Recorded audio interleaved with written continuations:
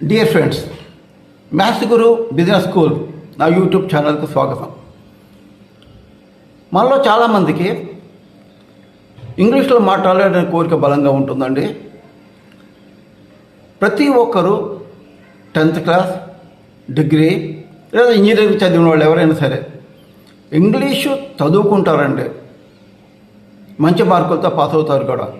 కానీ కాంపిటీషన్ ఎగ్జామ్స్లో మంచి ర్యాంక్ వచ్చి ఇంటర్వ్యూకి వెళ్ళినప్పుడు 100కి 95% ఇంటర్వ్యూలు ఇంగ్లీష్లోనే ఉంటాయండి. అప్పుడు మనం ఇంటర్వ్యూని ఇంగ్లీష్లోనే ఫేస్ చేయాల్సి వస్తుంది. ఇంత కష్టపడి ఎగ్జామ్స్లో మంచి మార్కులు వచ్చి ఇంటర్వ్యూని సరిగా ఫేస్ చేయలేక సక్సెస్ కాలేకపోతే ఎంతగానో బాధపడాల్సి వస్తుంది. ఖచ్చితంగా దాన్ని దృష్టిలో పెట్టుకొని స్టూడెంట్స్ కానీ అన్ఎంప్లాయీస్ కానీ ఇంటర్వ్యూకి ప్రిపేర్ అయ్యే ప్రతి ఒక్కరికి, అలాగే ఇంగ్లీష్లో మాట్లాడాలి అన్న ఇంట్రెస్ట్ ఉన్న గృహిణులకు కూడా ఉపయోగపడే విధంగా ఈ స్పోకెన్ ఇంగ్లీష్ క్లాసెస్ ఈ రోజు నుంచే స్టార్ట్ చేస్తున్నానండి. మా కంటెంట్ మీకు నచ్చుతుందని నేను నమ్ముతున్నానండి. అందరికీ వచ్చే అనుమానం, స్పోకెన్ ఇంగ్లీష్ అసలు ఎక్కడ మొదలు పెట్టాలి? చాలా ఈజీ అండి. ముఖ్యంగా మనం యాక్సెంట్ గురించి మాట్లాడుకుందాం. యాక్సెంట్ అంటే యాస అండి. ముందు మనం తెలుగు గురించి మాట్లాడదాం. తెలుగులో చాలా రకాల యాసలు ఉంటాయండి. తెలంగాణ యాస, విజయనగరం, శ్రీకాకుళం యాస, అలాగే మనకు అందరికీ తెలిసింది కాకినాడ యాస, చాలా స్పెషల్గా ఉంటుంది వాళ్ళది. అలాగే రాయలసీమ యాస, గుంటూరు, కృష్ణా, ఒంగోలు ఈ ఏరియాలో ఉండే యాస. సో తెలుగులోనే ఇన్ని రకాల యాసలు ఉంటాయి, కానీ భాష మాత్రం ఒకటే. అలాగే ఇంగ్లీష్లో కూడాను బ్రిటిష్ వాళ్ళ యాస వేరు, అమెరికన్స్ యాస వేరు. కాబట్టి మనం యాస గురించి పెద్ద పట్టించుకోవద్దండి. తెలుగు యాస మనం ఎలాగైతే పట్టించుకోమో, భాష అనేది కేవలం మనం చెప్పింది ఎదుటి వాడికి అర్థం కావాలండి. ఇంగ్లీష్ కూడా అంతే, మనం చెప్పింది అవతల వాడికి అర్థం చేసుకుంటే చాలు. అమెరికన్ యాసలోనే మాట్లాడాలి లేదా బ్రిటిష్ యాసలోనే మాట్లాడాలి అనుకోవడం చాలా పొరపాటు. ఎందుకంటే హైదరాబాద్ తెలుగులాగా మనం కూడా మాట్లాడాలి అనుకుంటే, కాకినాడ వాళ్ళలాగా మనం కూడా తెలుగులోనే మాట్లాడాలని అనుకుంటున్నామా? లేదు కదా. మన తెలుగు మనదే. అలాగే ఇంగ్లీష్ కూడా అంతే. మన ఇంగ్లీష్ యాస మనదే, మనకి తెలిసినట్లుగానే మాట్లాడతాం, మనకు వచ్చినట్లుగానే మాట్లాడాలి. కాకపోతే మనం చెప్పింది ఎదుటివాడికి అర్థం కావాలి, అంతవరకు మాత్రం తెలుసుకోండి. ఇంకా రెండవది, ఎక్కడి నుంచి మొదలు పెట్టాలి? అన్నిటికన్నా మాత్రం ముఖ్యమైనది గ్రామర్ అండి. మనం ఈరోజు గ్రామర్తోనే స్టార్ట్ చేయాలండి. భాషకి గ్రామరు ప్రాణం లాంటిదండి. కానీ స్పోకెన్ ఇంగ్లీష్లో మనం ఇంగ్లీష్ గ్రామర్ డీటెయిల్డ్గా నేర్చుకోవాల్సిన అవసరం లేదు. ఎందుకంటే మనం అందరం తెలుగు మాట్లాడుతున్నాం. అసలు తెలుగులో వ్యాకరణం మనకి ఎంతమందికి వచ్చు? వ్యాకరణం లేకుండానే మనం మాట్లాడుతున్నాం కదా.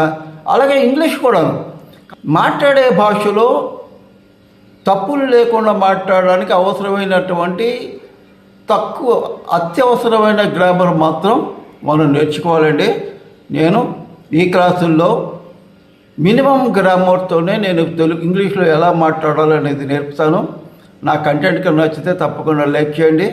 ఇది మీలాగా ఇంగ్లీష్ నేర్చుకోవాలని కోరుకున్న ప్రతి ఒక్కరికి ఎంతగానో ఉపయోగపడుతుంది. కాబట్టి మీ ఫ్రెండ్స్తో షేర్ చేసుకోండి, అలాగే సబ్స్క్రైబ్ చేసుకోండి, పక్కన బెల్ ఐకాన్ నొక్కండి.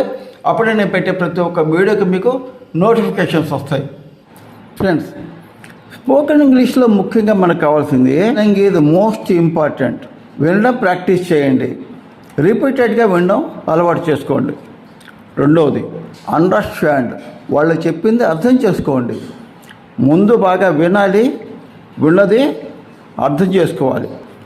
ఆ తర్వాత third step, ask. How to ask questions, లేదా హౌ టు టెల్, మన మనసులో ఉన్నది చెప్పడం ఎలాగా, మన భావం వ్యక్తం చేయడం ఎలాగా, how to express our feelings, our thoughts. And question, how to ask questions, మనం ఎలాగ అడగాలి. అలాగే ఎదుటి వాళ్ళు అడిగింది how to give a reply. Spoken ఇంగ్లీష్లో ఈ 4 రకాల స్టెప్స్ ఉంటాయి కాబట్టి జాగ్రత్తగా ప్రాక్టీస్ చేయండి. భాష మాట్లాడేటప్పుడు భావ వ్యక్తీకరణ, మనం చెప్పింది అవతల వాళ్ళకి అర్థం కావాలి, దాన్నే లాంగ్వేజ్ అంటారు. ఇంగ్లీష్లో మాట్లాడేటప్పుడు భయంకరమైన తప్పులు చేయకుండా ఉండాలి. ఉదాహరణకి, రాజు నిన్న పండు తింటాడు. ఇక్కడ నిన్న అనేది ఎస్టర్డే, ఇది టెన్స్కి సంబంధించింది. ఇది నిన్న అంటే పాస్ట్ టెన్స్, తింటాడు అన్నది ఫ్యూచర్ టెన్స్. ఈ రెండింటికి లింక్ పెట్టేసాం మనం. కాబట్టి యాక్చువల్గా ఇక్కడ రాజు నిన్న పండు తిన్నాడు అనేది కరెక్ట్. అంటే మనం వాడేటటువంటి ఈ వర్బు టెన్స్కి సంబంధించింది అయి ఉండాలి. అలాగే రాజు రేపు పండు తింటాడు. సో ఇంగ్లీష్లో కూడా అంతే, మనం వాడేటటువంటి వర్బు ఈ టెన్స్కి సంబంధించింది అయి ఉండాలి. అన్నింటికన్నా అత్యంత ముఖ్యమైనది. కాబట్టి ఈరోజు మనం టెన్స్లతోనే స్టార్ట్ చేద్దాం. ఓకే, అసలు సెంటెన్సెస్ స్ట్రక్చర్ అంటే ఏంటి, తెలుగుకి ఇంగ్లీష్కి సెంటెన్సెస్ స్ట్రక్చర్లో ఉన్న తేడా ఏంటో ఇప్పుడు మనం చూద్దాం. సెంటెన్సెస్ స్ట్రక్చర్లో తెలుగులో రాజు పండు తిన్నాడు. ఇక్కడ మనకి కర్త, కర్మ, క్రియ వరుసగా వస్తాయండి మనకి. కానీ అదే ఇంగ్లీష్లోకి వచ్చేసరికి రాజు ఏట్ ఫ్రూట్. సెంటెన్స్ స్ట్రక్చర్ వచ్చేసరికి రాజు ఏట్ ఫ్రూట్ అనేది ఈ తిన్నాడు అన్న సంబంధించిన వర్బు మధ్యలో వచ్చేసింది. స్పోకెన్ ఇంగ్లీష్కి వచ్చేసరికి ఈ సెంటెన్స్ స్ట్రక్చర్ కొంచెం ప్రాక్టీస్ చేయాలి. అందుకే ఎప్పుడు కూడాను తెలుగులో నుంచి ఇంగ్లీష్లోకి ట్రూ ట్రాన్స్లేషన్ చేయకూడదు. ఇంగ్లీష్ని ఇంగ్లీష్లోనే మాట్లాడడం ప్రాక్టీస్ చేయాలి. మనకందరికీ తెలుసు I, we, you, he, she, it, they. నేను మళ్ళీ డీప్గా వెళ్ళట్లేదు. ఇందులో ఫస్ట్ పర్సనా, సెకండ్ పర్సనా, థర్డ్ పర్సనా, ఫస్ట్ పర్సన్ సింగులరా, ప్లూరలా, ఇవన్నీ కూడా మనం ఇప్పుడు నేర్చుకోవాల్సిన అవసరం లేదు. ఎందుకంటే స్పోకెన్ ఇంగ్లీష్లో మనం బేసిక్స్ మాత్రమే నేర్చుకుంటాం. సో ఉదాహరణకి ఏదో ఒక ఎగ్జాంపుల్ తీసుకుందాం. I go to school, we go to school, you go to school. ఇక్కడ హీ గుర్తుంచుకోండి, హీ, షీ, ఇట్ ఈ మూడింటికి మాత్రం గోకి పక్కన ఈఎస్ వస్తుంది. ఇది ఒక్కటి మాత్రం మీరు గుర్తుంచుకోండి.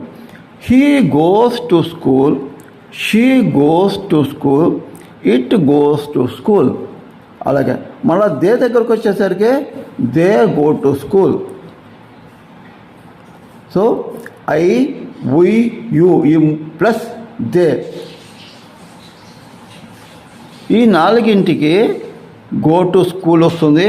కానీ హీ, షీ, ఇట్ ఈ మూడింటికి మాత్రమే ఈఎస్ వస్తుంది. I, we, you, they. అందుకే ఇక్కడ దేని నేను ఈ గ్రూప్లో చేర్చాను. హీ, షీ, ఇట్ సెపరేట్గా రాశాను. ఇప్పుడు మరొక ఎగ్జాంపుల్ తీసుకుందాం. I take a coffee, we take a coffee, you take a coffee, they take a coffee. అలాగే హీ, షీ, ఇట్ దగ్గరకు వచ్చేసరికి ఇది టేక్స్ అవుతుంది. They takes coffee. లేదా I take tea, they take tea, you take tea. అలాగే he, she, it takes tea. లేదా take milk, I take milk, you take milk, she or it takes milk. So ఈ sentence structure ఇలాగ ఉంటుంది. I read book, I read newspaper, we read book, we read newspaper, you read book, you read newspaper, they read book, they read newspaper. అదే he, she దగ్గరకు వచ్చేసరికి reads అని వస్తుంది. He reads book, she reads book, he reads newspaper, she reads newspaper. So ఇవి కొంచెం మీరు practice చేయండి. ముఖ్యంగా listening, reading both are very important. Remember. So next లెసన్లో మళ్ళా కలుద్దాం. నా లెసన్గా నచ్చితే తప్పకుండా లైక్ చేయండి, షేర్ చేయండి. అలాగే సబ్స్క్రైబ్ చేసుకోండి, పక్కన బెల్ ఐకాన్ నొక్కండి. అప్పుడే నేను పెట్టే ప్రతి ఒక్క వీడియోకి మీకు నోటిఫికేషన్స్ వస్తాయి.